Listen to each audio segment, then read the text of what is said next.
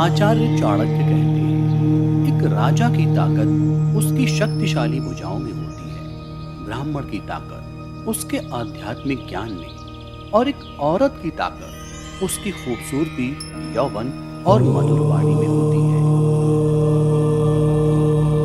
गरीब धन की इच्छा करता है, पशु बोलने योग्य होने की, आदमी स्वर्ग की इच्छा करते हैं और धार्मिक लोग मोक्ष की। जो गुजर गया उसकी चिंता नहीं करनी चाहिए, ना ही भविष्य के बारे में चिंतित होना चाहिए। समझदार लोग केवल वर्तमान में ही जीते हैं। जो जिस कार्य में कुशल उसे उसी कार्य में लगना चाहिए। किसी भी कार्य में पल भर का भी विलंब ना करें। दुर्बल के साथ संधि ना करें। कच्चा पात्र कच्चे पात्र से टकराकर टूट जाता है। ये मत सोचो कि प्यार और लगाव एक ही चीज है। दोनों एक दूसरे के दुश्मन हैं। ये लगाव ही है जो प्यार को खत्म कर देता है। दौलत, दोस्त, पत्नी और राज्य दोबारा हासिल किए जा सकते हैं, लेकिन ये शरीर दोबारा हासिल नहीं किया जा सकता। पृथ्वी सत्य पर टिकी है। ये सत्य की ही ताकत है जिससे सूर्य चमकता है और हवा बहती है। वास्तव में सभी चीजें सत्य पर टिकी हुई हैं।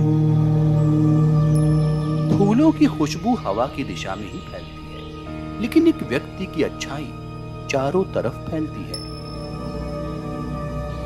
जो हमारे दिल में रहता है वो दूर होके भी पास है, लेकिन जो हमारे दिल में नहीं रहता वो पास होके भी दूर है।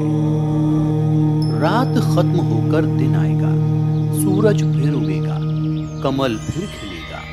ऐसा कमल में बंद भंवरा सोच ही रहा था और हाथी ने कमल को उखाड़ फेंका।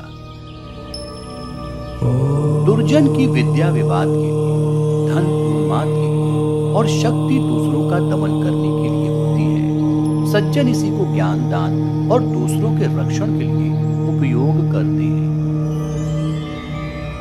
लोगों का प्रेम तभी तक रहता है जब तक उनको कुछ मिलता रहता है। मां का दूध सूख जाने के बाद बछड़ा तक उसका साथ छोड़ देता है।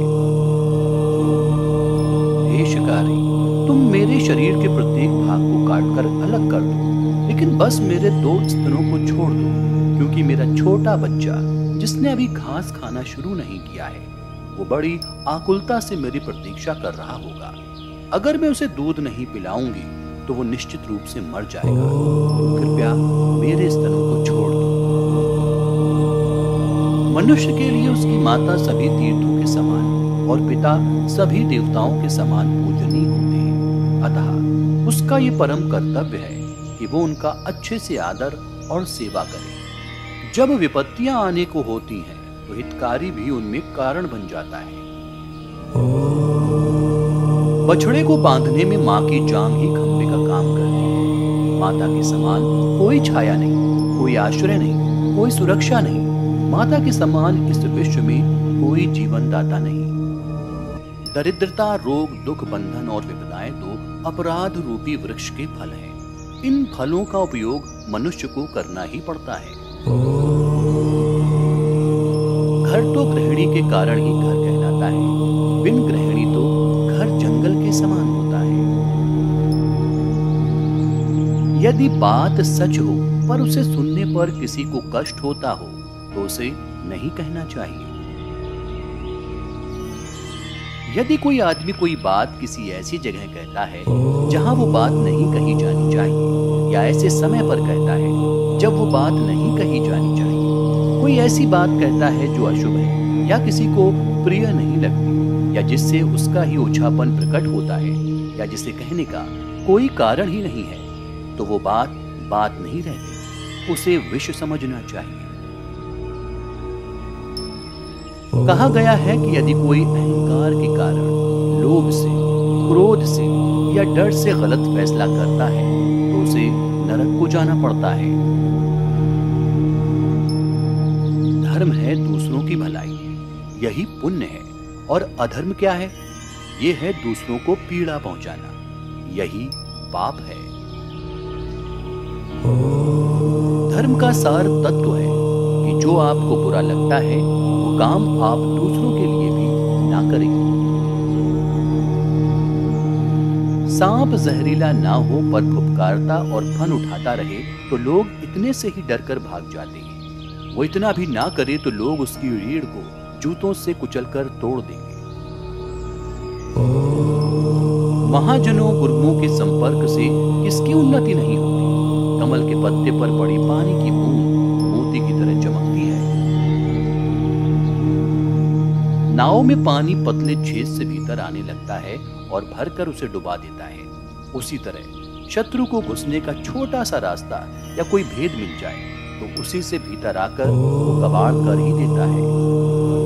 मूर्खों को सलाह देने पर उन्हें गुस्सा आता है, ये उन्हें शांत नहीं करता है। जिस प्रकार सांप को दूध पिलाने पर उसका जहर बढ़ता है। जो व्यक्ति सर्दी गर्मी अमीरी गरीबी प्रेम घृणा इत्यादि विषय परिस्थितियों में भी विचलित नहीं होता और तटस्थ भाव से अपना राजधर्म निभाता है, वही सच्चा ज्ञानी है। वाद विवाद, धन के लिए संबंध बनाना, मांगना, अधिक बोलना, ऋण लेना, आगे निकलने की चाह रखना, ये सब मित्रता के टूटने में कारण बनते हैं। आलसी इंसान को विद्या कहा, विद्या विहीन